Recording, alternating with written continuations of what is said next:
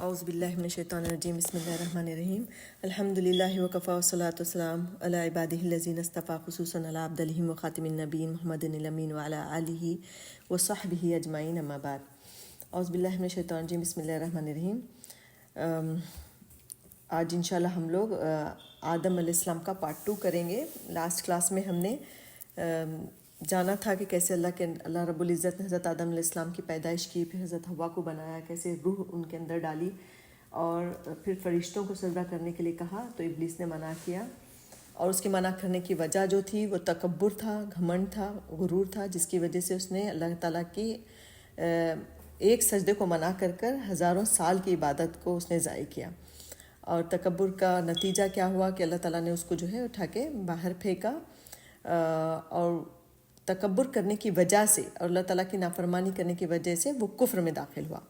تو یہ تمام چیزیں ہم نے پچھلی کلاس میں پڑھی، اور آگے اسی کو تھوڑا سا لے کر چلتی ہوں میں کہ اور جب ابلیس نے اللہ کے حکم کی تکمیل سے انکار کیا تو اللہ تعالیٰ نے اسے جو ہے قیامت تک کے لیے کیا کیا، لعنتی اور مردود قرار دے کر نکل جانے کا حکم دے دیا، اور اس کا مقام و مرتبہ بھی چھین لیا۔ یعنی کہ وہ تھا تو جن، رائٹ، لیکن اپنے مقام، اپنی عبادات، اپنی ریاضت کی وجہ سے اس نے جو مقام حاصل کیا ہوا تھا، اللہ تعالیٰ نے اس پورے رتبے کو اللہ تعالیٰ نے اسے چھین لیا۔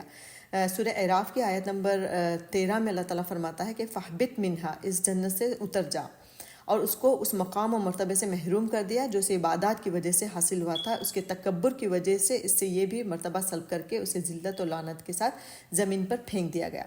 تو ایک بات نوٹ کرنے کی یہاں پہ ہے کہ فرشتہ، وہ جن جو تھا، وہ ابلیس جو تھا، وہ تھا تو جن، رائٹ، اس کا اصل نام روایتوں میں پتہ چلتا ہے ارازیل تھا، اس کا عزازیل اس کا نام تھا۔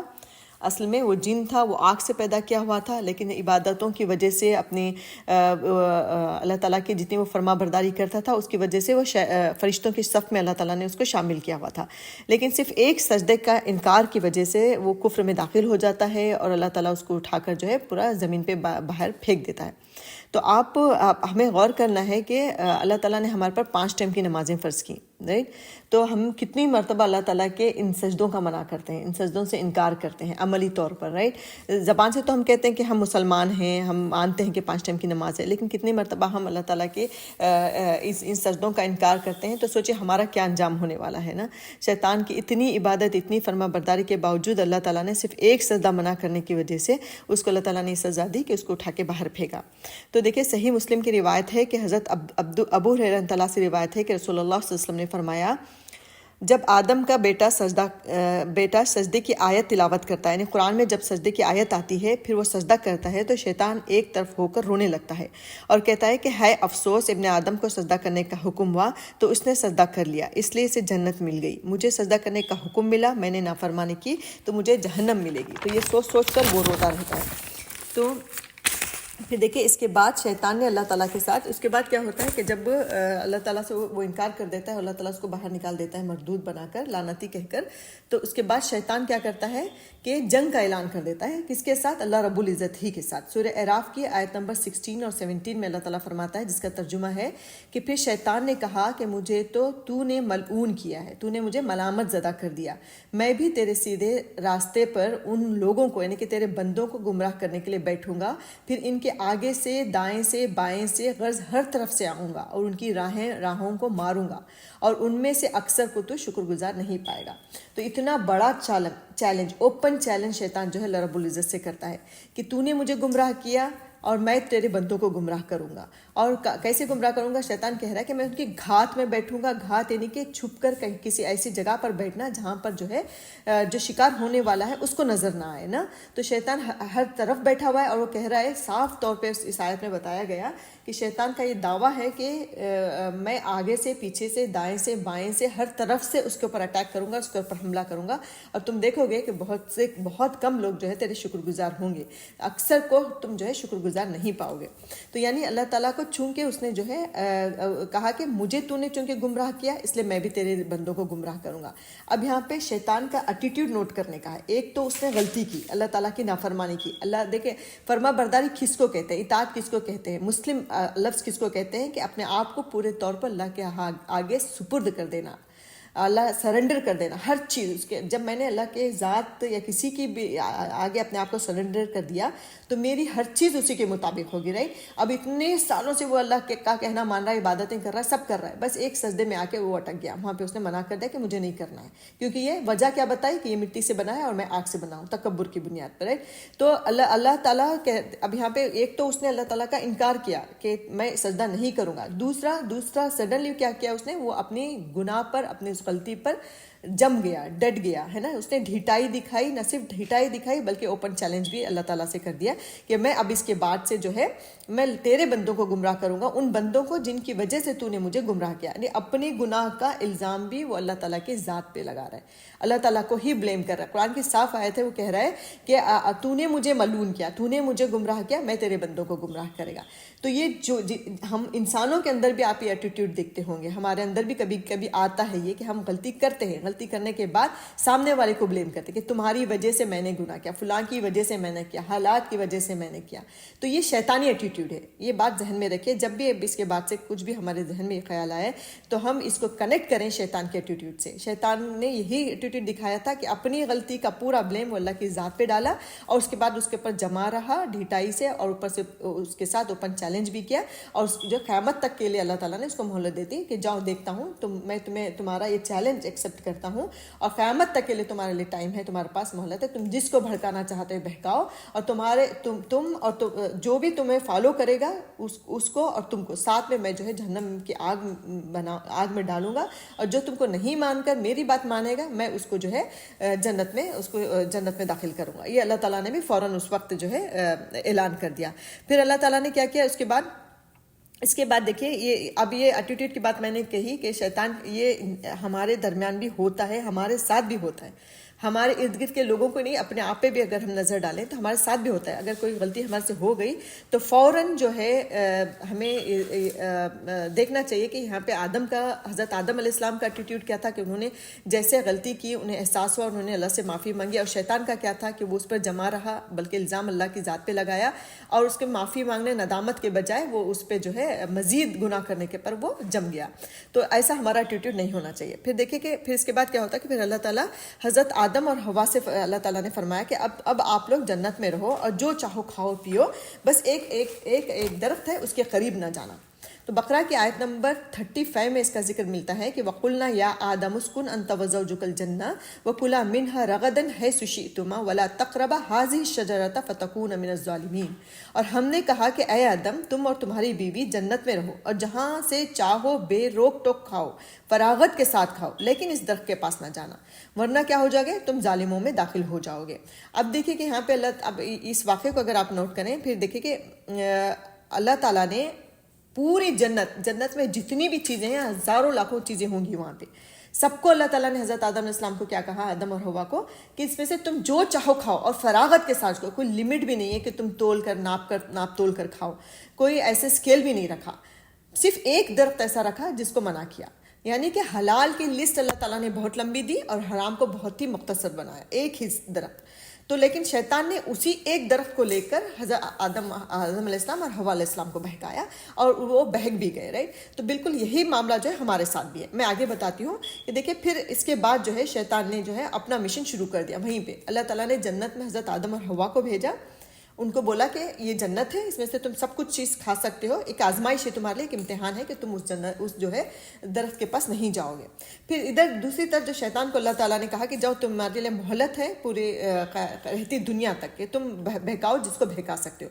تو شیطان کا یہ دیکھے کہ کام, اس نے تھوڑا سا بھی ٹائم نہیں لیا, تھوڑا سا بھی آرام کا وقت نہیں لیا, پلاننگ کا وقت نہیں لیا, اور فوراً اپنا کام اس نے وہیں سے سٹارٹ کر دیا. حضرت آدم جنت سے ہی سٹارٹ کر دیا وہیں سے. اب یہ اختلاف اس میں ہے کہ آیا وہ جنت میں جا کر حضرت آدم اور حوا کو بہکایا یا جنت کے دروازے پر کھڑے ہو کر کیا, یا جو ہے وسوسوں کے ذریعے کیا. تو زیادہ مضبوط رائے یہی ہے کہ وسوسوں کے ذریعے شیطان نے حضرت آدم اور حوا کو بہکایا, جس طرح کہ آج بھی ہمارے دلوں میں آتے ہیں نا وسوسے, جیسے آج وہ کام کرتا ہے بالکل ویسا ہی کام اس نے حضرت آدم علیہ السلام کے ساتھ کیا. وسوسوں کے ذریعے ان کو جو ہے ان کو بہکانا شروع کر دیا. فوراً اس نے شروع کیا. سورہ طٰہٰ کی آیت نمبر 120 میں اللہ تعالیٰ فرماتا ہے کہ فوسوس الیہ الشیطان قال یا آدم هل ادلک علی شجرۃ الخلد وملک لا یبلی. تو شیطان نے اس کے دل میں وسوسہ ڈالا اور کہا کہ آدم بھلا میں تم کو ایسا درخت بتاؤں جو ہمیشہ کی زندگی کی خوشخبری دے اور ایسی بادشاہت کے کبھی ختم نہ ہو. تو اب دیکھیں کہ شیطان نے ان کو جن دو چیزوں سے بہکایا وہ کیا دو چیزیں تھیں. ایک تو ہمیشہ رہنے والی زندگی, ہمیشہ رہنے والی یعنی کہ کبھی موت نہ آئے. دوسری چیز کہ بادشاہت یعنی کہ عیش و آرام, شان و شوکت, ساز و سامان, یہ تمام چیزیں. تو یہی دو چیزیں, یہی دو ہتھیار لے کر شیطان نے پہلے انسان کو بھی بہکایا. اور آج اگر آپ دیکھیں گی تو یہی دو چیزیں ہیں جس کی وجہ سے انسان جو ہے ایک دوسرے کا دشمن بنتا ہے, ایک دوسرے کے گلے کاٹتا ہے, رشتے خراب ہوتے ہیں, بھائی بہنوں میں آپس میں جھگڑے اور فساد ہوتے ہیں. یہاں تک کہ دنیا میں جہاں بھی فساد برپا ہے وہ انہی دونوں چیزوں کی وجہ سے.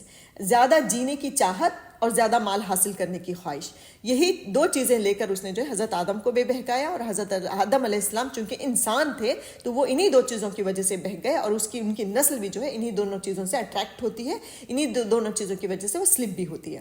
تو یہ بات ہمارے سامنے آ گئی. حضرت آدم کے واقعے سے, قصے سے ہمیں ایک سبق بھی ملتا ہے کہ ان دو چیزوں میں ہمیں بہت کانشیس رہنا چاہیے کہ ایک زیادہ جینے کی خواہش ہماری ایسی نہ ہو کہ ہم اس کے لیے حلال اور حرام کا راستہ کی تمیز کرنا بھول جائیں, ہے نا. زیادہ حاصل کرنے کی چاہت میں بھی ہم حلال و حرام کی تمیز نہ بھول جائیں. دنیا حاصل کرنا ضروری ہے انسان کے لیے, ایک اچھی زندگی گزارنے کے لیے ضروری ہے. اللہ تعالیٰ نے, اسلام بھی اس کو منع نہیں کرتا, لیکن کچھ حدود اللہ تعالیٰ نے رکھ دی, کچھ راستے بتا دی, کچھ طریقے بتا دی کہ یہ چیز حلال ہے, یہ چیز حرام ہے. تو ہمیں ان چیزوں کو دیکھتے ہوئے دنیا حاصل کرتے ہیں تو اس سے جو ہے آخرت بھی آپ کی اچھی بن جاتی ہے, رائٹ. تو یہ شیطان نے جو ہے یہی ہتھیار, یہی ویپن استعمال کیا حضرت آدم کے لیے بھی, اور آج تک بھی اور رہتی دنیا تک بھی وہ یہی کرے گا, کیونکہ یہ انسانی فطرت میں ہے. دنیا سے محبت, اپنے آپ سے محبت کرنا, یہ انسانی فطرت ہے جو کہ حضرت آدم علیہ السلام نے بھی اسی کی وجہ سے وہ پسلے, اور ہم بھی اسی کی وجہ سے پسلیں گے. تو اب ہمارے سامنے یہ بات آ گئی تو ہمیں کیا ہے, اس کے سلسلے میں الرٹ رہنا ہے کہ یہ چیز ہمارے اوپر اتنی غالب نہ آ جائے کہ ہم حلال اور حرام کی تمیز بھول جائیں.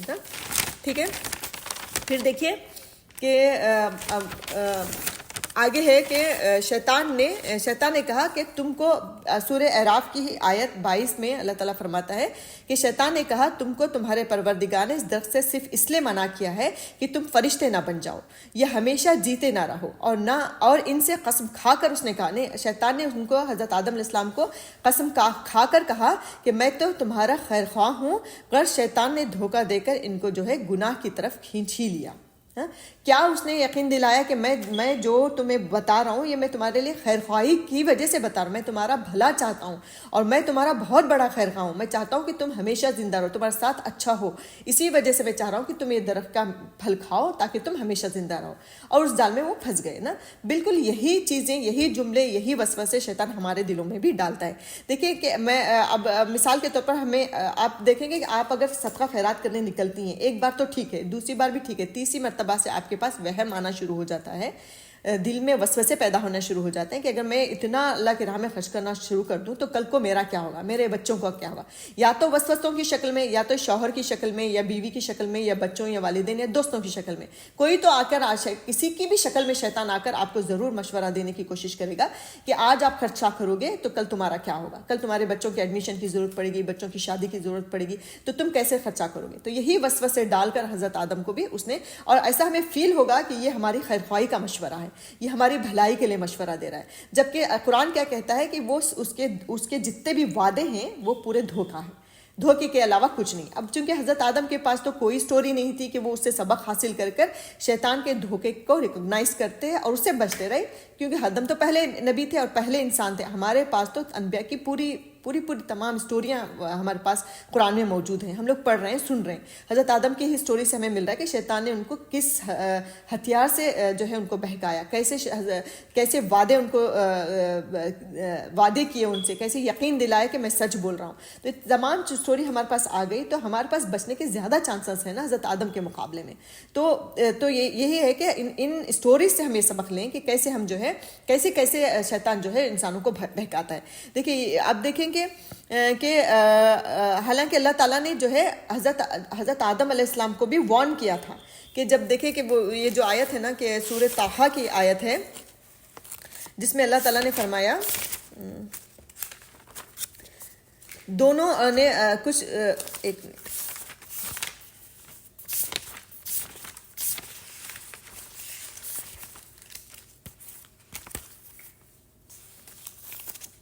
اللہ تعالیٰ نے فرمایا کہ ہم نے فرمایا کہ آدم یہ تمہارا تمہاری بیوی کا دشمن ہے، تو یہ کہیں تم دونوں کو جنت سے نہ نکلوا دے، پھر تم تکلیف میں پڑ جاؤ، یہاں تک کہ وہ آسائش ہے، وہ آرام جو تم کو یہاں پہ ملا ہوا ہے، نہ تمہیں یہاں پہ بھوک لگتی ہے، نہ تم ننگی ہو، اور نہ تمہیں پیاس لگتی ہے، اور نہ تمہیں دھوپ ستاتی ہے۔ تو شیطان نے ان کے دلوں میں وسوسہ ڈالا اور کہا کہ آدم بھلا میں تم کو ایسا درخت نہ بتاؤں جو ہمیشہ کی زندگی کی خوشخبری دے اور ایسی بادشاہت دے جو کبھی ختم نہ ہو۔ تو یعنی کہ اللہ پتہ چلا اس آیت سے کہ اللہ تعالیٰ نے حضرت آدم علیہ السلام کو پہلے ہی وارن کیا تھا، جب شیطان کو باہر بھگا دیا اور آدم اور حوا کو جنت میں رہنے کے لیے کہا، تبھی اللہ تعالیٰ نے حضرت آدم اور حوا کو وارن کیا تھا کہ شیطان تمہارا کھلا ہوا دشمن ہے، وہ تمہیں جنت سے نکلوا سکتا ہے۔ اس وارننگ کے باوجود شیطان ان کو بہکانے میں کامیاب ہوا اور حضرت آدم علیہ السلام بہک بھی گئے۔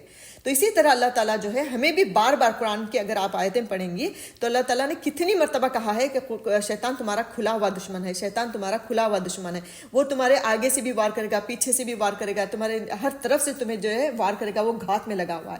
لیکن اس کے باوجود ہم بھی اس کے بہکاوے میں آ جاتے ہیں نا۔ تو اس طرح کے سٹوریز پڑھتے رہنے سے جو ہے یہ چیز ریمائنڈ ہوتی رہے گی تو ہمارے لیے آسانی ہو جائے گی کہ ہم شیطان سے بچ سکیں، کیونکہ یہ ہو سکتا ہے کہ شیطان کا بہکاوا ہو تو اسی وقت، حالانکہ دیکھیے صدقہ خیرات کے سلسلے میں اللہ تعالیٰ نے ہمارے سے وعدہ کیا ہے نا کہ اگر آپ ایک پیسہ اللہ تعالیٰ کی راہ میں خرچ کرو گے تو 700 گنا بڑا چڑھا کر دے گا۔ لیکن اس کے باوجود ہم اس وہم میں، اس خوف میں آ جاتے ہیں کہ کل ہم فقر و فاقے میں مبتلا نہ ہو جائیں، کل ہم بھوکے نہ مر جائیں، ہم پھر بھی آ جاتے ہیں شیطان کے بہکاوے میں نا۔ تو اسی وجہ سے یہ چیزیں ہم اگر پڑھتے رہیں، اس کے اوپر ڈسٹ نہ پڑنے دیں تو ممکن ہے کہ پوری 99% ہم جو ہے شیطان سے بچ سکیں۔ یہ امپاسبل نہیں ہے اگر ہم کوشش کریں ہر وقت، ہماری جیسے ہر وقت اس کی کوشش ہے ہمیں بہکانے کی، تو ہر وقت ہماری کوشش رہنا چاہیے کہ ہم اس سے کس طرح سے بچیں، کیسے بچیں، ہے نا۔ پھر دیکھیں کہ پھر آگے اللہ تعالیٰ فرماتا ہے کہ سورہ طٰہٰ ہی کی آیت ہے، آیت میں اللہ تعالیٰ نے فرمایا کہ اللہ تعالیٰ نے ان کو پہلے، پھر دیکھیں کہ آدم سے پہلے کوئی نہیں تھا، ان کو بہکانے، ان کی سٹوری سے وہ جو ہے سبق لے سکیں، لیکن جو ہے ہمارے پاس حضرت آدم کی سٹوری ہے تو ہمیں بچنے میں جو ہے آسانی ہو جائے گی۔ سورہ اعراف کی آیت نمبر 22 میں ہے کہ پس مردود نے دھوکہ دے کر ان کو گناہ کی طرف کھینچ لیا، جب انہوں نے اس درخت کے پھل کو کھا لیا تو ان کی شرمگاہیں کھل گئیں اور جنت کے درختوں کے پتے توڑ توڑ کر اپنے اوپر وہ چپکانے اور ستر چھپانے لگے۔ اب دیکھیں کہ جب انہوں نے شیطان کی بات مان لی اور وہ بہک گئے، جیسے انہوں نے وہ پھل کھائے تو سب سے پہلا سزا ایک طرح سے کہا جائے کہ اللہ تعالیٰ کی یہ ہوئی کہ ان کی جسم پر جو جنت کا جو لباس تھا وہ چھن گیا، وہ ہٹ گیا، اور سب سے پہلی فیلنگ ان کے اندر جو آئی وہ حیا تھی، شرم و حیا۔ شرم و حیا جیسے ان کو جیسے کپڑے چھینے حضرت آدم اور حوا کے تو انہوں نے شرم محسوس کی، حیا محسوس کی، ایسی شرم حیا، حالانکہ ان کے وہاں پہ کوئی بھی نہیں تھا جنت میں نا، صرف وہی دونوں تھے۔ اس کے باوجود وہ بھاگ بھاگ کر جو ہے پیڑوں کے پیچھے چھپنے لگے، درختوں کے پتے توڑ توڑ کر جو ہے اپنے جسم کو ڈھانکنا انہوں نے شروع کر دیا۔ تو اس سے پتہ چلا کہ شرم و حیا جو ہے انسانی فطرت کا ایک خاص حصہ ہے، اور اپنے پرائیویٹ پارٹس کو چھپانا، اپنے جسم کے خاص حصوں کو چھپانا یہ انسانی فطرت کا ہے۔ اور یہ بھی پتہ چلتا ہے کہ لباس جو ہے وہ بات کی ایجاد نہیں ہے، بہت بات کی ایجاد نہیں، دنیا میں آنے کے بعد کہیں جا کے انسان نے ایجاد کر، لوگوں کے کانسیپٹس ہیں اس طرح سے، لیکن قرآن کی اس آیتوں سے پتہ چلتا ہے کہ لباس بھی اللہ تعالیٰ نے حضرت آدم علیہ السلام کے ساتھ ہی پیدا کر دیا تھا، وہیں پہ جنت ہی میں لباس دیا، ان کو ان کی فطرت میں شرم و حیا پیدا کر دی۔ اب دیکھیں کہ اب ایک نافرمانی اللہ تعالیٰ کی انہوں نے کی تو سب سے پہلے کیا چیز ہٹی؟ لباس، انسان کے جسم سے لباس ہٹ گیا۔ تو شیطان کا یہ ایک آیت میں اللہ تعالیٰ نے اس طرح کے بھی الفاظ ہیں کہ شیطان نے ان کو اس درخت کا پھل اس لیے کھلوایا تاکہ ان کی شرمگاہیں ننگی ہو جائیں۔ تو شیطان جب بھی نافرمانی کرواتا ہے بندے کی تو اس کا ایک مقصد یہی ہوتا ہے کہ بے حیائی دنیا میں پھیلے، آپس میں بے حیائی، بے شرمی جو ہے وہ دنیا میں پھیلے۔ آپ دیکھتے ہیں کہ جو قوم جتنی اللہ تعالیٰ کی نافرمانی کرتی ہے وہ اتنی بے حیائی میں آگے بڑھتی چلی جاتی ہے، بے شرمی میں آگے بڑھتی چلی جاتی ہے۔ نہ ان کے یہاں کے ڈرامے دیکھ لیں، موویز دیکھ لیں، ناولز دیکھ لیں، ان کا لباس، ان کا رہن سہن، ان کا کلچر، ہر چیز میں بے حیائی ہمیں نظر آتی ہے۔ تو پتہ چلا کہ یہ حیا جو ہے نا وہ انسان کا فطری ایک انسان کی فطرت ہے. وہ فطرت کو مسخ کر انسان جو ہے ٹریڈیشنز کو، ٹرینڈز کو، فیشن کو اپناتا ہے. حالانکہ جو ننگے پھرتے ہیں اگر ان سے شاید پوچھا جائے تو وہ خود بھی اس سے سیٹسفائی نہیں ہوں گے، لیکن ان کو پھرنا ہے کیونکہ یہ ہے فیشن. اسی وجہ سے نا تو پتہ چلا کہ یہ جو ہے فطری چیز ہے کہ انسان جو ہے انسان کے اندر حیا اور شرم و حیا موجود ہوتی ہے. تو وہی کیا حضرت آدم علیہ السلام اور حوا نے درخت کے پتے توڑ کر وہ جو ہے اپنے جسموں کو ڈھانکنے لگے. اب دیکھیں کہ اب ایک کانسیپٹ ہے عیسائیوں کے نزدیک، اہل کتاب یہ کہتے ہیں کہ شیطان نے پہلے حوا علیہ السلام کو بہکایا، پھر حوا علیہ السلام نے حضرت آدم علیہ السلام کو کنونس کیا کہ یہ درخت کا پھل کھائیں. تو اسی وجہ سے اس کانسیپٹ کی وجہ سے، اس خیال کی وجہ سے اہل کتاب کے یہاں جو ہے عورت کی کوئی قدر و قیمت نہیں تھی. وہ بالکل عورت کو عزت نہیں دیتے تھے. ان کے یہاں بہت ہی ذلیل مانی جاتی تھی عورت. اس کو کوئی ریسپیکٹ ان کے یہاں نہیں تھی، ان کے کوئی مقام و مرتبہ نہیں تھا. نہایت ذلت کی نظر سے اس کو دیکھا جاتا تھا. جوتی کی دھول کے برابر بھی اس کو جو ہے سمجھا نہیں جاتا تھا. لیکن جبکہ قرآن عورت کو اور مرد کے درمیان کوئی تفریق نہیں کرتا، یہ چاہے وہ عبادات ہو، اعمال ہو. اگر اس واقعے کو بھی لے لیں تو اللہ تعالیٰ نے ہر جگہ ہما کا صیغہ استعمال کیا. ہما یعنی عربی قاعدہ ہے کہ جب دو کے لیے بولا جائے تو ایک لفظ ہما کا لفظ استعمال کیا جاتا ہے، انتما کا لفظ استعمال کیا جاتا ہے. تو اس طرح اللہ تعالیٰ نے ہما کا صیغہ استعمال کیا. اگر اردو میں کہا جائے تو اللہ تعالیٰ نے جہاں جہاں بھی پورا یہ حضرت آدم علیہ السلام کا واقعہ پورے قرآن میں 7 مرتبہ اللہ تعالیٰ نے ذکر کیا ہے اس کا، اور ہر جگہ الگ الگ اسباق ہمیں ملتے ہیں، الگ الگ لیسنس اس سے ملتے ہیں. تو ہما کا لفظ ہر جگہ اللہ تعالیٰ نے استعمال کیا. کہا کہ ان دونوں کو شیطان نے بہکایا، وہ دونوں بہک گئے، ان دونوں نے پھل کھایا، ان دونوں کے کپڑے نکل گئے. اس طرح اللہ تعالیٰ نے دونوں کا لفظ استعمال کیا. کہیں بھی ایسا اللہ تعالیٰ نے استعمال نہیں کیا کہ حوا علیہ السلام نے کیا ہے. اور جہاں بھی اللہ تعالیٰ نے ایک کسی کا ذکر کیا ہے تو وہ آدم کا کیا ہے، نہ کہ حوا کا. جیسے کہ اسی سورہ طٰہٰ کی اسٹارٹنگ کی آیت میں اللہ تعالیٰ نے کہا ہے کہ وَإِذْ قُلْنَا لِلْمَلَائِكَةِ وَلَقَدْ عَهِدْنَا إِلَىٰ آدَمَ مِنْ قَبْلُ فَنَسِيَ، کہ آدم علیہ السلام کو اور ہم نے پہلے آدم سے عہد لیا تھا مگر وہ اسے بھول گیا. یہاں پہ انہوں نے ہوا کا نہیں، ہما کا صیغہ استعمال نہیں کیا، لیکن ایک کا کیا تو وہ بھی آدم کا کیا. تو اس سے پتہ چلا کہ اسلام ہی ایک ایسا مذہب ہے جس میں جو ہے عورت کو برابر مرد کے برابر اللہ تعالیٰ نے تمام حقوق دیے، تمام ان کو اجر و ثواب میں ان کا برابر کا حصہ ہے. ہر چیز اللہ تعالیٰ نے یکساں رکھی ان لوگوں کے. اگر مرد عبادت کر رہا ہے، عورت عبادت کر رہی ہے، تو دونوں میں کے اجر و ثواب میں اللہ تعالیٰ نے کوئی کمی نہیں کی. اگر کچھ فرق ہے تو وہ ہے ان کے میدان عمل کا. اللہ تعالیٰ نے اس کی ذمہ داریاں کچھ اور دی مرد کی، اور عورت کو کچھ ذمہ داریاں لگ دی. اس کے علاوہ جو ہے اجر و ثواب ہے، اس کے حقوق ہیں، ان کے تمام چیزوں میں اللہ تعالیٰ نے کوئی مرد اور عورت میں تفریق نہیں کی. ایک اسلامی ایک سبق ہمیں اس سے ملتا ہے.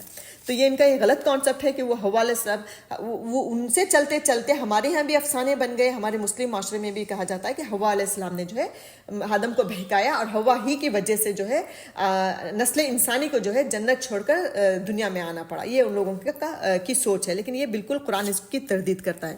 پھر آگے دیکھیے، لہٰذا جیسے ہی دونوں جنت سے کا درخت چکھا تو اللہ تعالیٰ نے ان کی پہلی پنشمنٹ جیسے میں نے بتایا کہ ان کے جسم سے ان کے لباسوں کو چھین لیا اور وہ برہنہ ہو گئے. پھر وہ جنت کے پتوں سے جو ہے اپنے وہ ڈھکنے لگے. تو پھر دونوں کو شرمندگی ہوئی اور اپنی غلطی کا احساس ہوا. تو اللہ تعالیٰ نے تھوڑی سی ڈانٹ بھی ان کو لگائی.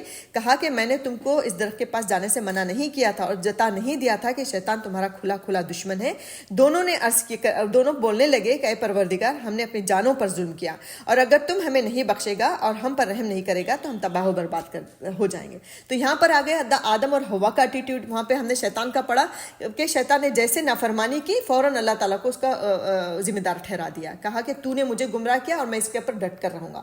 اور یہاں پہ حضرت آدم اور حوا کا آ گیا کہ جیسے ہی ان کو احساس ہوا کہ ہم نے غلطی کی تو انہوں نے فوراً اللہ تعالیٰ کے آگے جھکے. چونکہ وہ پہلی غلطی تھی انسان کی، تو توبہ کس طرح کی جائے ان کے پاس کوئی اس کا آئیڈیا نہیں تھا. تو انہوں نے اللہ تعالیٰ سے یہی کہا کہ اللہ تعالیٰ ہمارے سے غلطی ہو گئی، ہم نے اپنے اوپر ظلم کیا.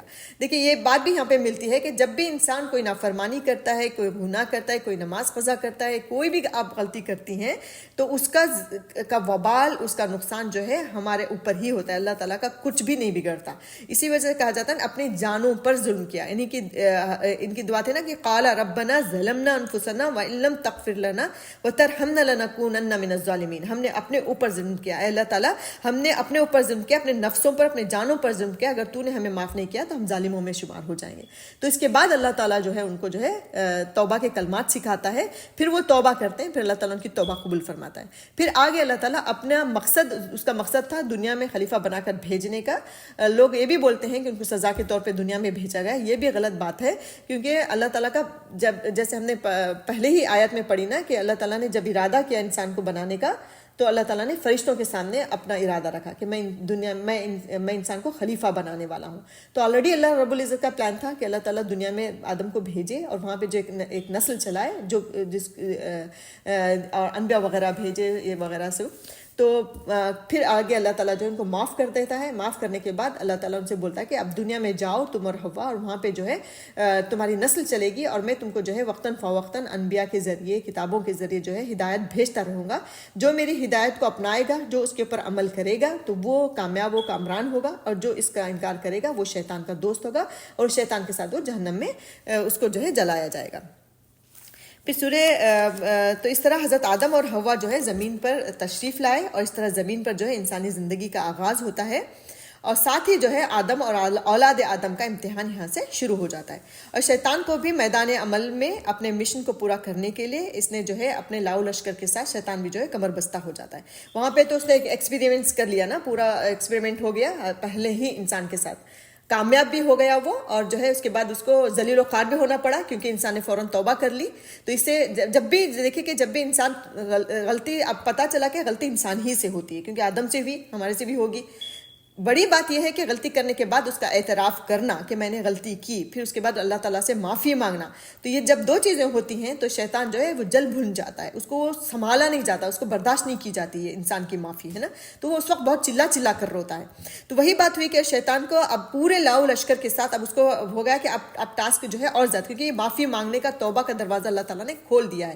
اس کا مطلب میرے لیے اور مشکل ٹاسک ہے کہ میں انسان کو جو ہے اپنے ساتھ جہنم میں لے کر جاؤں، کیونکہ معافی کا دروازہ کھلا ہوا ہے. تو لیکن دیکھیں، اگر ہم آدم سے یہ سبق لیں کہ غلطی ہونے کے بعد ہم عاجزی انکساری ہمارے مزاج میں ہو، تکبر نہ ہو، گھمنڈ نہ ہو، تبھی جو ہے ہم جو ہے توبہ کے تک پہنچ سکتے ہیں. اگر ہمارے اندر تکبر اور گھمنڈ ہوگا تو ہم کبھی توبہ نہیں کر پائیں گے، اور ہم شیطان کے ساتھ جل بھن جائیں گے. تو یہ ہوا کہ اس طرح جو ہے انسانی زندگی شروع ہوئی، اور شیطان کا کام بھی دنیا میں شروع ہوا. اس طرح جو ہے حق اور باطل، اچھائی اور برائی کی جنگ جو ہے اس دن سے لے کر آج تک جاری ہے، اور قیامت تک بھی وہ جاری رہے گی. پھر دیکھیں اللہ تعالیٰ نے زمین میں انسانوں کو پھیلانا شروع کر دیا. حضرت آدم اور حوا کو کثیر اولاد اللہ تعالیٰ نے عطا فرمائی. سورہ نساء کی آیت نمبر 107 میں اللہ تعالیٰ فرماتا ہے، لوگوں اپنے پروردگار سے ڈرو جس نے تم کو ایک جان سے پیدا کیا اور اس سے اس کا جوڑا بنایا، پھر ان دونوں سے کثرت سے مرد اور عورت پیدا کیے، زمین میں پھیلا دیے. اور اللہ سے ڈرو جس کے نام کو تم اپنی حاجت، جس کے نام کو لے کر تم اپنی ضروریات کا پورا کرتے ہو، اور قطع رحمی سے بچو، کچھ شک نہیں کہ اللہ تعالیٰ تمہیں دیکھ رہا ہے. پھر تاریخ تبری میں ہے کہ ان کے یہاں ہر بار ایک لڑکا اور ایک لڑکی پیدا ہوتے تھے، اور انہیں یہ حکم تھا کہ ہر لڑکے کی شادی دوسرے لڑکے کے ساتھ پیدا ہونے والی لڑکی سے کریں، اور دوسرے کی شادی پہلے کے ساتھ پیدا ہونے والی لڑکی سے کریں. یعنی ایک ساتھ پیدا ہونے والے بھائی بہن سے نکاح جو ہے جائز نہیں تھا. تو حضرت آدم علیہ السلام کو حوا علیہ السلام کو جب اللہ تعالیٰ نے زمین پر بھیجا تو مطلب بہت جلدی ان کے ہاں اللہ تعالیٰ، چونکہ نسل انسانی کو بڑھانا تھا تو اللہ تعالیٰ نے بہت جلدی ان کے ہاں اولاد دی. وہ اولاد پیدا ہوتے گئے، اور بتایا جاتا ہے، تاریخ تبری کی روایت ہے کہ ہر بار جو ہے جڑواں بچے پیدا ہوتے تھے، ایک لڑکا اور ایک لڑکی، اور اور ان کی شادی جو ہے دوسری بار پیدا ہونے والے لڑکا لڑکی سے اپوزٹ میں اس طرح ہوتی تھی. ایک ساتھ پیدا ہونے والے بھائی بہن سے نکاح کرنا جو ہے اس وقت جائز نہیں تھا. اب چونکہ سگے بھائی بہن چاہے وہ جڑواں ہو چاہے وہ سنگل ہو، جائز نہیں ہے اس کے بعد سے. لیکن اس ٹائم چونکہ دنیا بڑھانی تھی اللہ تعالیٰ کو، تو اللہ تعالیٰ نے یہ شریعت، یہ چیز حضرت آدم علیہ السلام کو سکھائی. پھر آدم علیہ السلام نے جو ہے اسی کو لے کر چلے. اس طرح جو ہے ان کے بچے اس طرح شادیاں ہوتے ہماری نسل بڑھتی رہی. بہرحال دن بدن جو ہے انسانی آبادی بڑھتی چلی گئی، اور انسانی کمزوری چونکہ فطرت کے اندر تھی اس کے اندر، اور شیطان بھی جو ہے کھلا ہوا تھا پورا، اس کو میدان اللہ تعالیٰ نے دیا ہوا تھا. تو اس طرح جو ہے آگے چا کر جو ہے گناہ بھی جو ہے زمین پر بڑھتے چلے گئے. تو جو کہ آدم کے ایک پہلا جو گناہ جو ریکارڈ ہوا دنیا میں، جو سب سے پہلا گناہ تھا، وہ حضرت آدم ہی کی اولاد دو بیٹوں کے درمیان ہوئے جھگڑے اور قتل تھا. سب سے پہلا گناہ کیا تھا؟ وہ قتل تھا. اور وہ بھی کیسا قتل؟ ظالمانہ قتل تھا، اور جو ہے ناانصافی کی بنیاد پر تھا. مطلب ناحق قتل جس کو کہا جاتا ہے، اس کی سٹوری بھی اللہ تعالیٰ نے پوری ایک سٹوری اللہ تعالیٰ نے اس کی قابل اور حابل کی اللہ تعالیٰ نے قرآن میں بیان فرما دی. سورہ مائدہ کی آیت نمبر میں آتی ہے. سورہ مائدہ کی آیتوں میں ہمیں پورا واقعہ ملتا ہے کہ حابل اور قابل نے ایک دوسرے سے جھگڑا کیا. ایکچولی ہوا کیا تھا کہ دیکھیں حضرت آدم علیہ السلام کے بچے جب بڑھنے لگے تو اس میں کے 2 بیٹے تھے، حابل اور قابل نام کے. حابل اور قابل نام بھی جو ہے وہ اسرائیلی روایتوں سے ملتا ہے، کسی حدیث یا حدیث میں بھی ملتا ہے لیکن قرآن میں ان کے نام نہیں ملتے. لیکن ٹھیک ہے، چلے نام کے پر بھروسہ کرنے میں کوئی ہمارے عقیدے خراب نہیں ہوتے، رائٹ. تو حابل اور قابل 2 بھائی تھے. دونوں میں سے حابل جو تھا وہ تھوڑا سخت مزاج تھا، تھوڑا بدتمیز ٹائپ کا تھا، اچھی طبیعت نہیں تھی اس کی قابل کی رائٹ. تو اور اس کا کام کیا تھا، پیشہ کیا تھا، وہ کھیتی تھی. اور حابل جو تھا وہ نیک طبیعت نیک سیرت انسان تھا، اور اس کا پیشہ تھا مویشیوں کو چرانا، جانوروں کو چراتا تھا، جانوروں کو پالتا تھا. ان دونوں کے درمیان کسی چیز کو لے کر جھگڑا ہو گیا. وہ جو واقعہ ہے نا وہ بھی کسی حدیث میں نہیں ہے، صحیح حدیث میں نہیں ہے، ضعیف حدیثوں میں ہے، اور قرآن میں تو ہے ہی نہیں. تو اسی وجہ سے میں اس کو کوٹ کرنا ضروری نہیں سمجھ رہی کہ واقعے سے ہمیں کیا مطلب، ہمیں اس چیز سے لینا ہے. جب اللہ تعالیٰ نے ضروری نہیں سمجھا تو ہم بھی آگے چلتے ہیں کہ جس وجہ سے بھی ان کی لڑائی ہوئی. تو اس کے بعد حضرت آدم علیہ السلام نے ان دونوں کو مشورہ دیا کہ تم دونوں ایک کام کرو کہ ایک ہدیہ اللہ تعالیٰ کی راہ میں جو ہے کچھ صدقہ کرو، جس کا صدقہ قبول ہوگا اس کی بات مانی جائے گی. تو اس طرح حضرت آدم علیہ السلام نے جب وہ حابل اور قابل کو کہا، تو حابل چونکہ گائے بکریاں چراتا تھا تو وہ اپنے جانوروں میں سے جو سب سے بہترین جانور تھا، موٹا تازہ، جس کو اچھے سے اس نے پالا ہوا تھا، جو اس کا محبوب جانور تھا، پسندیدہ، اس نے لا کے اللہ تعالیٰ کے لیے قربانی کے لیے رکھ دیا. اور جب قابل کو کہا، قابل نے کیا کیا کہ اپنا جو کھیتی کرتا تھا نا، تو گھسا پٹا جو بچا کچا سا چارہ تھا، بالکل ویسی والی چیز جو پھینکنے والی چیز تھی، وہ لا کے اللہ تعالیٰ کی راہ میں اس نے دے دیا، وہاں پہ رکھ دیا. اب قربانی کیسے ہوگی، اللہ تعالیٰ کس کا ایکسیپٹ کر رہا ہے، کس کا قبول کیا ہے، یہ کیسے معلوم ہوتا تھا؟ اس زمانے میں ایک آگ آتی تھی اور وہ اس چیز کو ہضم کر دیتی تھی، بھسم کر دیتی تھی. تو اس سے پتہ چلتا تھا کہ اس کی قربانی قبول ہوئی. تو یہاں پہ جو ہے حضرت حابل کی جو ہے اللہ تعالیٰ قربانی قبول کر لیتا ہے، اور قابل کا چارہ گھسا پٹا جو صدقہ تھا وہ وہاں پہ ویسے ہی رہ جاتا ہے. تو وہاں پہ جو ہے اس کو ایک دیکھیں شیطان نے جو عمل خود کیا تھا کہ اللہ تعالیٰ کی نافرمانی کی، پھر اس کے پر جم گیا. تو بالکل یہی چیز اس نے جو ہے پہلے انسان کو سکھائی، اس کے بعد حضرت آدم کے بعد زمین کے اوپر، کہ اس نے کیا کیا، قابل نے جب دیکھا کہ حابل کا صدقہ قبول ہو گیا، میرا نہیں ہوا، تو وہاں سے اس کے درمیان جو ہے حسد پیدا ہو گیا، اور اس نے اپنے بھائی سے اتنا حسد کیا کہ اس نے جو ہے اس کو اپنے بھائی کو قتل بھی کر دیا. تو دیکھیں ایک تو اس نے سب سے پہلی چیز کو جب قربانی کے لیے کہا گیا تھا، سب سے پہلے جو واقعہ میں تھوڑا سا بتا دیتی ہوں جو ضعیف حدیث ہی ہے، کہ اپوزٹ بہن سے شادی کرنا تھا نا، تو حابل کو قابل کی بہن سے شادی کرنا تھا، قابل کو حابل کی بہن سے شادی کرنی تھی. لیکن ہوا یہ کہ قابل کی جو بہن تھی، جو قابل کے ساتھ جو پیدا ہوئی تھی، وہ خوبصورت زیادہ تھی جو کہ حابل کے نکاح میں جانے والی تھی.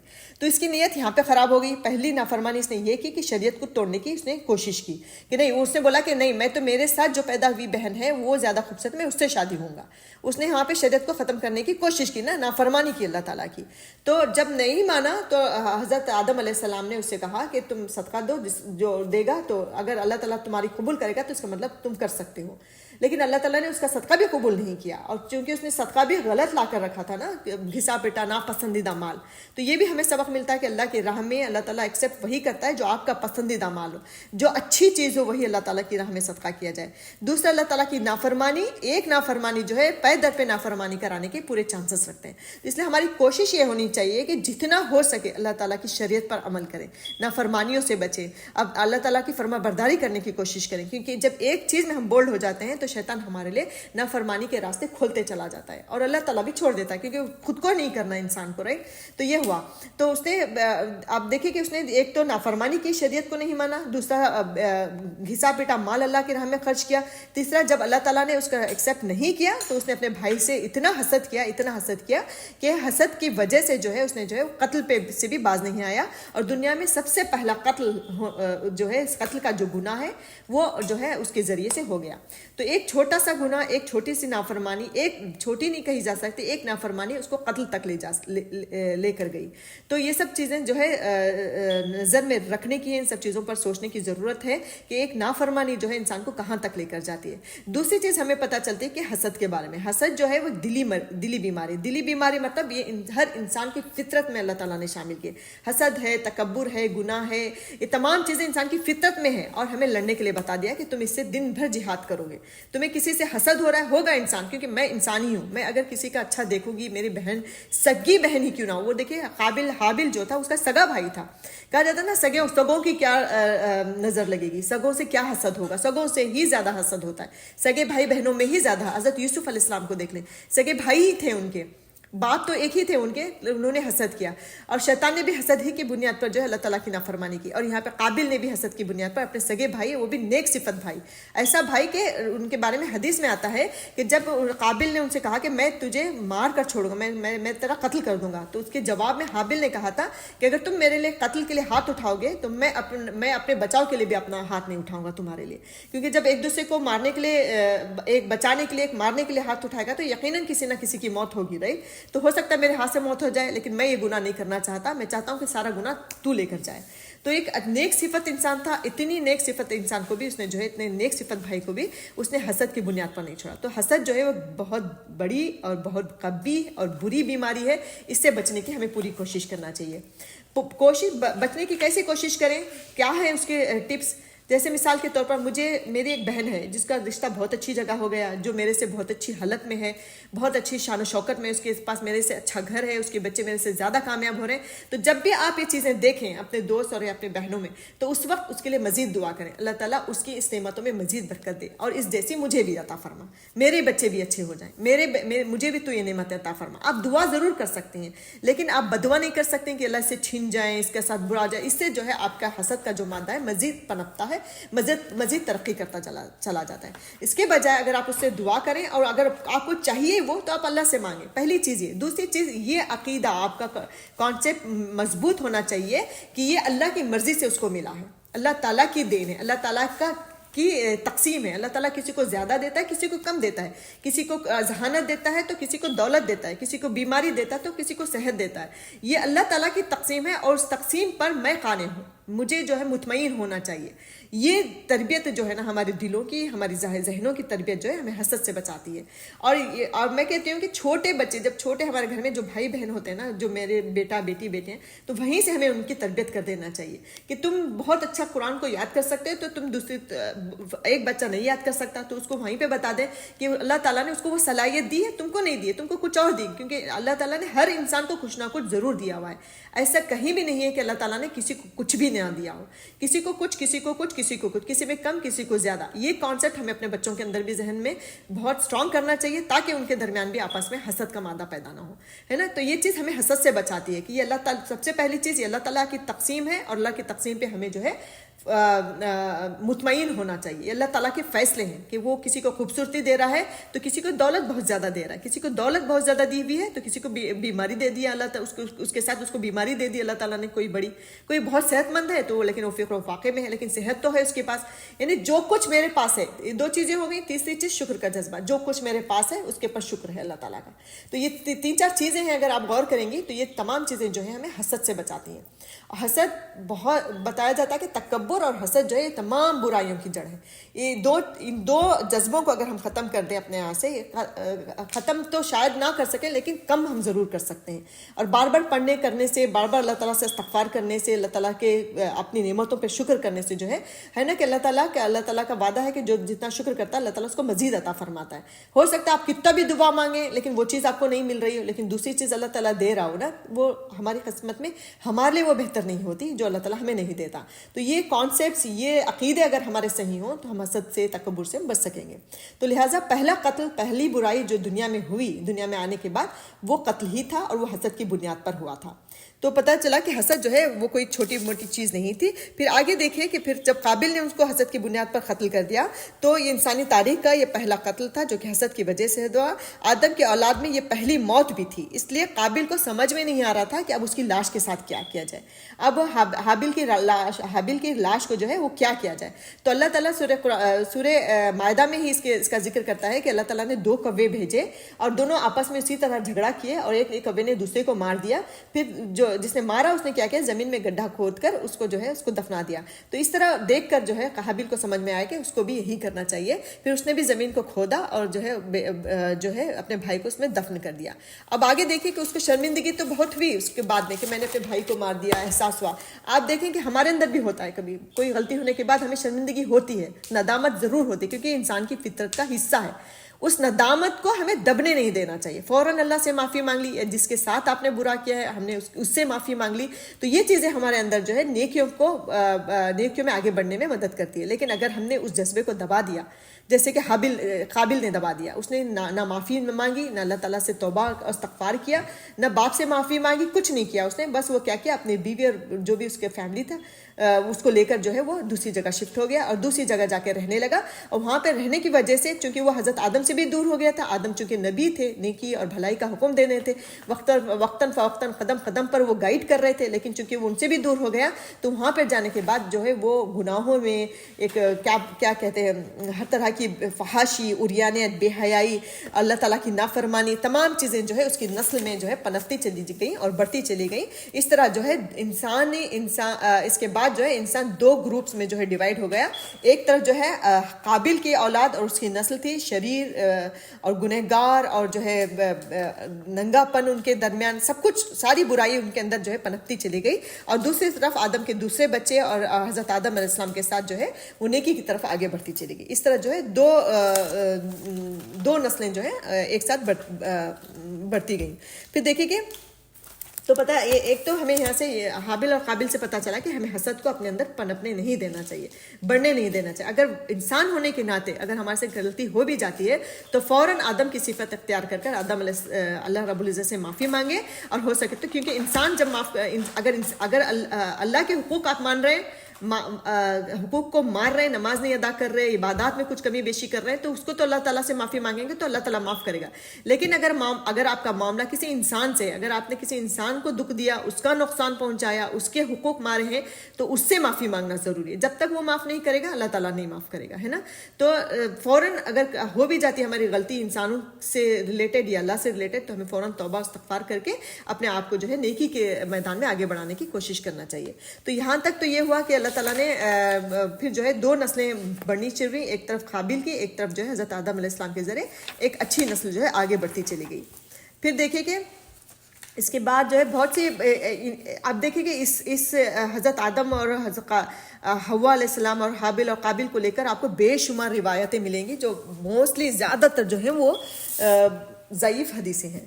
تو اس کے اوپر کام نہ دھرتے ہوئے بس اتنا لیں ان چیزوں سے جو ہمارے لیے ضروری ہے، رائٹ، جو ہمارے لیے بہت ضروری ہوتی ہے، جو ہماری زندگی کے لیے، روزمرہ کے لیے، ہمارے آخرت کی کامیابی کے لیے جو ضروری ہے اس کو لینا چاہیے.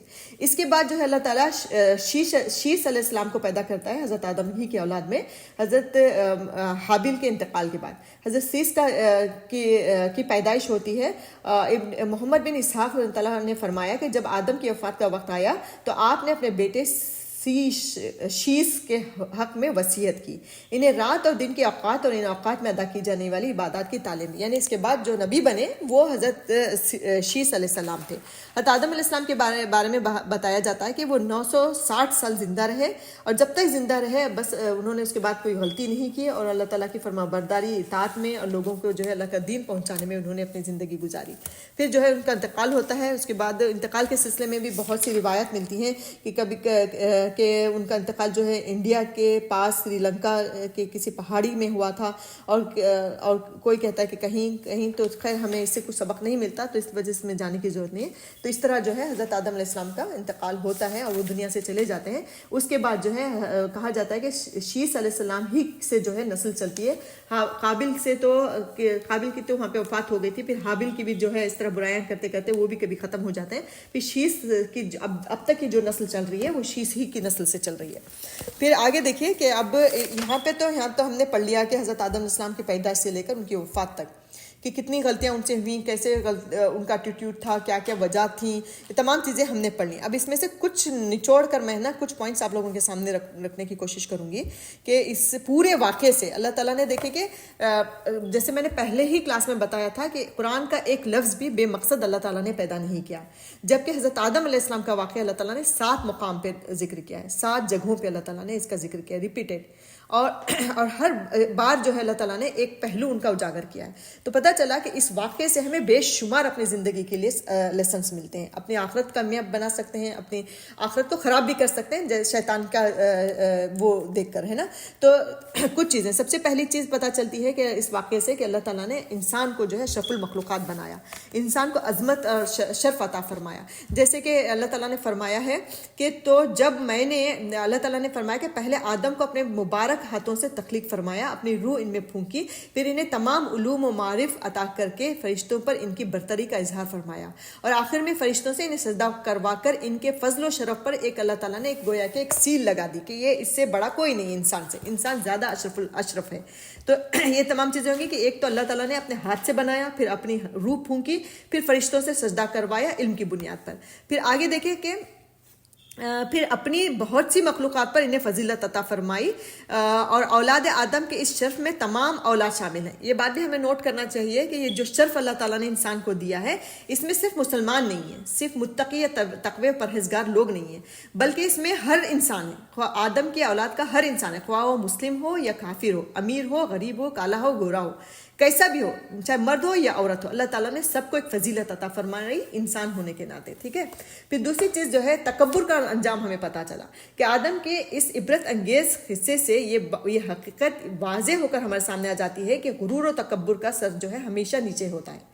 ابلیس کا ایک مقام تھا کہ مگر جب وہ اس نے نافرمانی کی تو اس مقام سے اللہ تعالیٰ نے سیکنڈز میں جو ہے اس کو نکال کر باہر پھینک دیا, نیچے اتار دیا. اللہ کے نبی صلی اللہ علیہ وسلم فرماتے ہیں کہ کبر و صفت جو ہے نا, اللہ تعالیٰ فرماتا ہے, حدیث جبرائیل ہے یہ, کہ نبی صلی اللہ علیہ وسلم فرماتے ہیں کہ اللہ تعالیٰ فرماتا ہے عزت میرا تہبند ہے اور کبریائی میری چادر ہے, جو شخص ان دو میں سے کسی کو مجھ سے چھینے گا میں اسے عذاب میں مبتلا کروں گا. یعنی گھمنڈ کرنا, تکبر کرنا, یہ صرف اللہ کی ذات پہ زیب دیتا ہے اور کسی کے پر نہیں. ہم انسان اس کے بندے, اس کے غلام, جو کچھ بھی کوالٹی, جو کچھ بھی صفات ہمارے پاس ہیں وہ اللہ کی دی ہوئی ہیں, وہ ہماری اپنی نہیں ہوتی.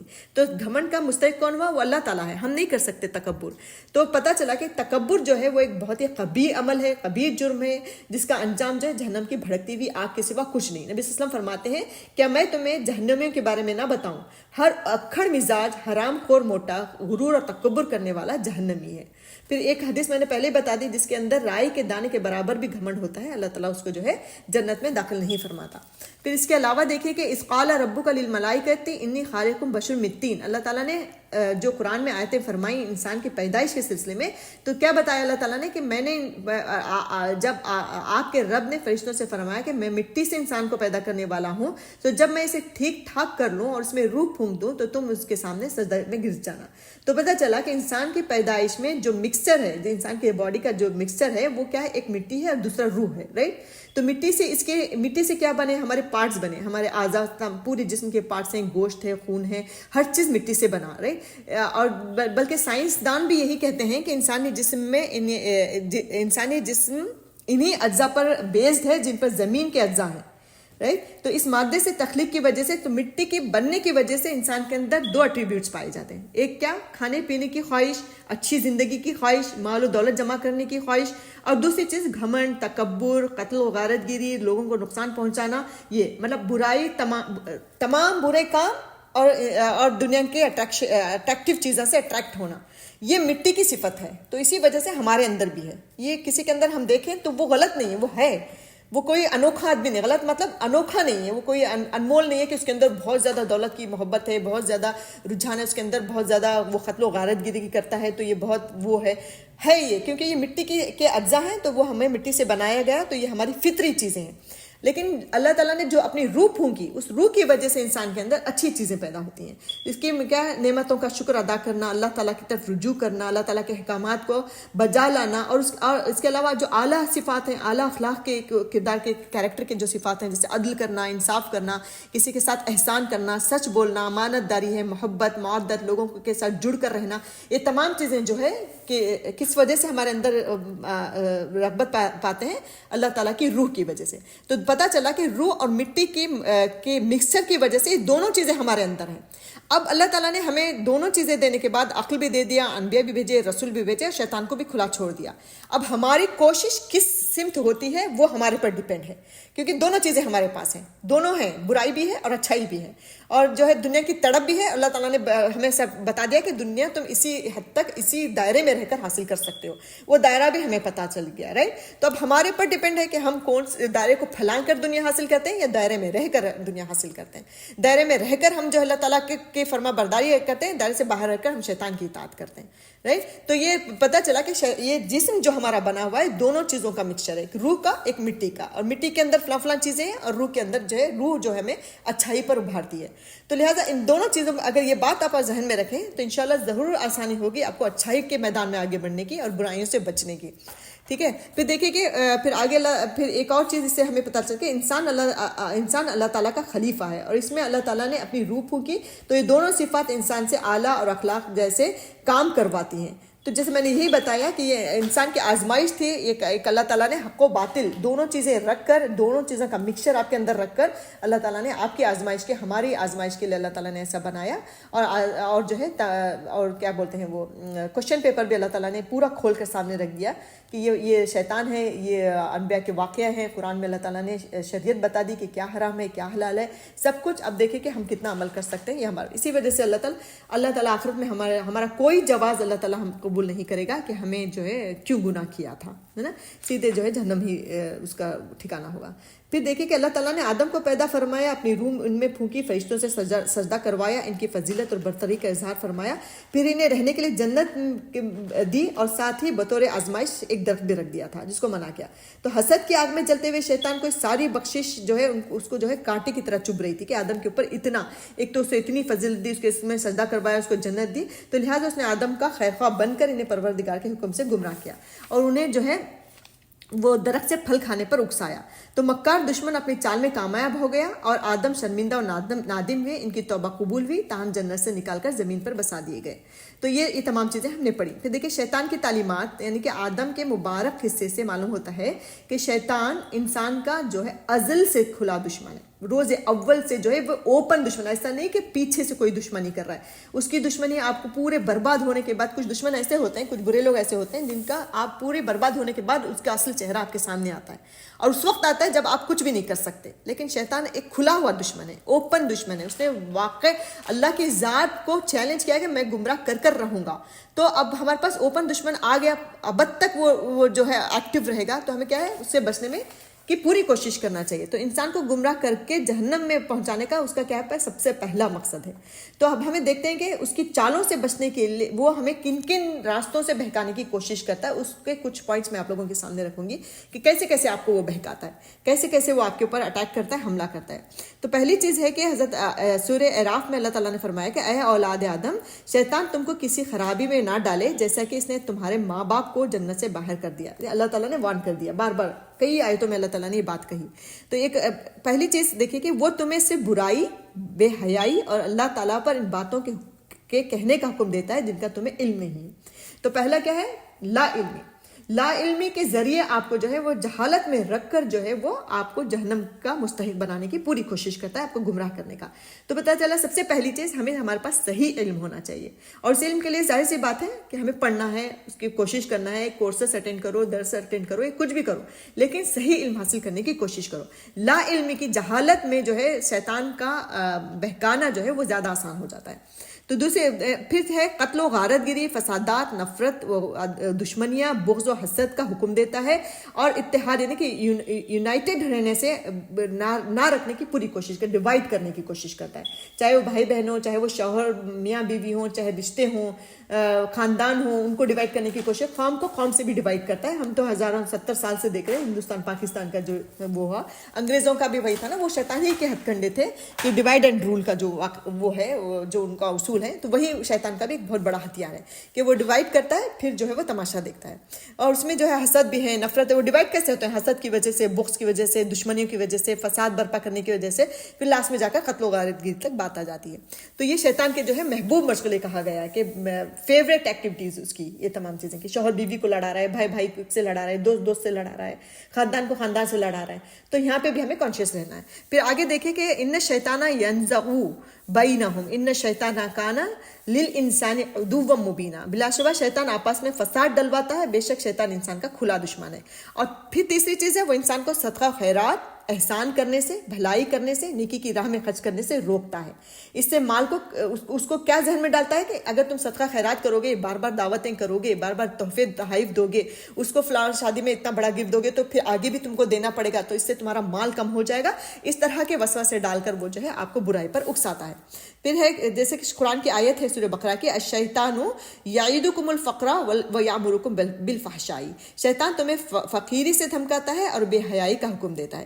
وہ شراب، جوئے، قبر پرستی سے لوگوں کے عقائد و اعمال میں بگاڑ پیدا کرتا ہے. قبر پرستی، تم جاؤ گے تو تمہاری دعائیں یہاں پہ قبول ہوں گی، تم اس انسان سے دعا کرو گے تو تمہاری حاجتیں پوری ہوں گی، تمہیں شفا ملے گا. اس طرح جو قبر پرستی پر آمادہ کرتا ہے، عقائد کو خراب کرتا ہے کہ اللہ کے علاوہ دوسروں سے بھی تم پوجو. یہ اللہ، اور ذہن میں کیا ان کے رہتا ہے کہ یہ اللہ تعالیٰ تک ہماری بات پہنچانے کے ذریعے ہیں. رائٹ، جو مزاروں پہ جا کے دعا مانگتے ہیں ان کا کیا عقیدہ ہوتا ہے، ان کا کیا کہنا ہوتا ہے کہ یہ ایک سیڑھی ہے اللہ تعالیٰ تک ہماری بات کو پہنچانے کا، ایک ذریعہ ہے. اب دیکھیں کہ شیطان ان کو اس عقیدے میں پختہ کرنے میں کیسے کامیاب ہوا، کیونکہ وہ لوگ لا علم ہیں قرآن کی تعلیمات سے. قرآن میں اللہ تعالیٰ کہتا ہے کہ میں ان کی شہرت سے بھی زیادہ قریب ہوں. تم مانگو، اور جب بندہ مجھے پکارتا ہے تو میں اس کا جواب دیتا ہوں، میں اس کو عطا کرتا ہوں. رائٹ، یہ قرآن کی آیت ہے. چونکہ وہ ان کے پاس یہ علم نہیں ہے، وہ جہالت میں ہے. جہالت کی وجہ سے شیطان کا ان کو بہکانا جو ہے وہ آسان ہو گیا. شیطان نے ان کو یہ سبق پڑھوا دیا کہ نہیں، تم اللہ تعالیٰ تک ڈائریکٹ نہیں پہنچ سکتے کیونکہ تم بہت گنہگار انسان ہو. تمہاری بات، تمہاری دعا اللہ تعالیٰ ڈائریکٹ نہیں سن سکتا. بیچ میں کسی ولی کا ہونا بہت ضروری ہے، بیچ میں کسی اللہ والے کا ہونا بہت ضروری ہے. اس طرح وہ پٹی پڑھا کر، اس طرح اس کو جو ہے یہ سبق پڑھا کر لوگ، چونکہ ان کے جاہل تو ہیں، ان کے پاس تو علم ہے نہیں، تو اسی وجہ سے یہ فوراً قبول کر لیا اور مزار پرستی میں ملوث ہو گئے. پتہ نہیں کہاں کہاں جا کر وہ دعائیں مانگ رہے ہیں. تو اس طرح بھی شیطان جو ہے لوگوں کو بہکاتا ہے. اس کے علاوہ شراب ہے، جوا ہے. شراب میں تو مست رہتا ہے، اس کو خود ہی ہوش نہیں ہوتا. جوے میں بھی کیا ہوتا ہے، ایک دوسرے سے حسد، ایک دوسرے کا گلا کاٹنا، ایک دوسرے کا مال کھانا، مال کی ہرس، یہ تمام چیزیں پیدا کر جو ہے شیطان بہکاتا ہے. تو اللہ تعالیٰ فرماتا ہے سورہ مائدہ میں کہ اے ایمان لانے والوں، بات یہی ہے کہ شراب اور جوا اور تھان اور آستانے مطلب مزار اور وغیرہ اور پانسے کی تیر، یہ سب گندی باتیں ہیں. شیطانی کام ہے. پانسے کی تیر جس سے کہ فال کھولی جاتی ہے نا، آگے کا فیوچر جس میں معلوم کیا جاتا ہے. تو یہ سب اللہ تعالیٰ ان سے کہہ رہا ہے کہ ان تمام چیزیں جو ہیں وہ شیطانی کام ہے، ان سے بالکل الگ تھلگ رہو تاکہ تم کامیاب ہو جاؤ. اور شیطان تو یوں چاہتا ہے کہ شراب اور جوے کے ذریعے سے تمہارے درمیان دشمنی اور بغض واقع کرا دے اور اللہ تعالیٰ کی یاد سے اور نماز سے تم کو باز رکھے. سو اب بھی باز آ جاؤ. بار بار اللہ تعالیٰ نے شیطان کے بارے میں کہہ کر، اس کے ہتھ کنڈوں کے بارے میں صاف کلیئر بیان کر کے ہمیں بار بار وارن کیا ہے کہ کیسے بھی کر کے تم شیطان سے بچے رہو. تو اور اس کے بعد اگلی چیز ہے، شیطان انسان کو لباس سے محروم کر کے بے شرمی اور بے حیائی کو فروغ دیتا ہے. فیشن ہے، اسٹائل ہے، کوئی بات نہیں، تھوڑا سا استر کم لگا دو، آستینوں سے استر ہٹا دو کیونکہ اسٹائل چل رہا ہے. تو اس طرح جو ہے بے حیائی، بے شرمی کو پھیلاتا ہے. وہ استر، ایک بار استر نکلا، اس کے بعد جو آستین ہی نکل گئی، اس کے بعد جو ہے پینٹ تھوڑی سی چھوٹی ہوئی، پھر چھوٹی ہوتے ہوتے ہوتے ہوتے وہ شارٹس میں چلی گئی. اس طرح ٹاپ چھوٹا ہوتے ہوتے ناف کے اوپر چلا گیا. اس طرح جو ہے بے حیائی، بے شرمی کو فروغ دیتا ہے. آج دنیا میں آپ دیکھیں گے شہوت پرستی کا جو سیلاب ہے، شہوت پرستی یعنی سیکس کا جو وبا جو پھیلی ہوئی ہے وہ ان لباسوں کی ہی وجہ سے ہے نا.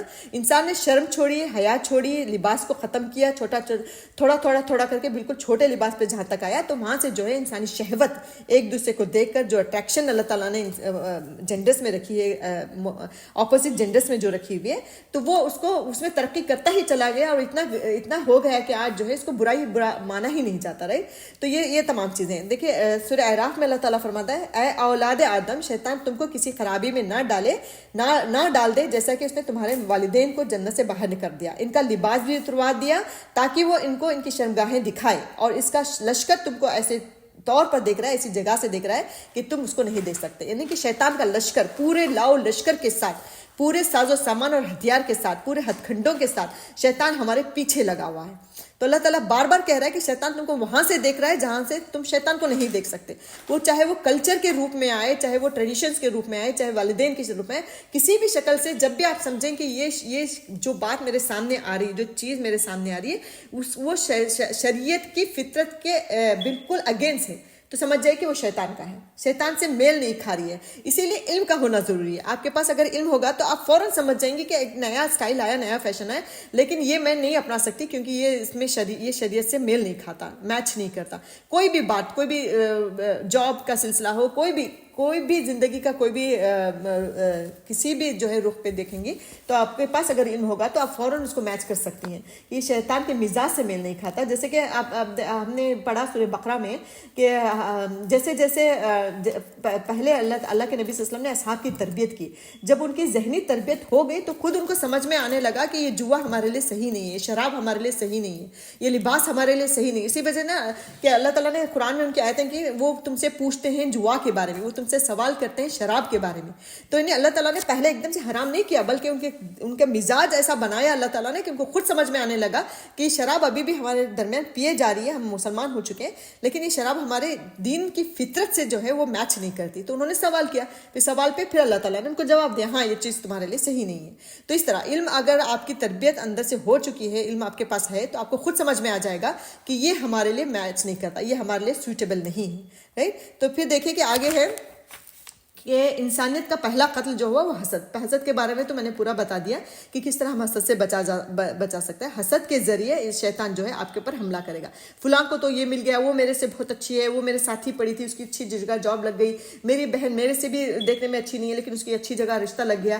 اس طرح کی چیزیں شیطان آپ کے دلوں میں ڈال کر حسد کرواتا ہے. حسد کی تھرو جو ہے بے شمار برائیاں جو ہے ہمارے سے کرواتا ہے, اور یہاں تک کہ ہم جہنم کے مستحق بن جاتے ہیں.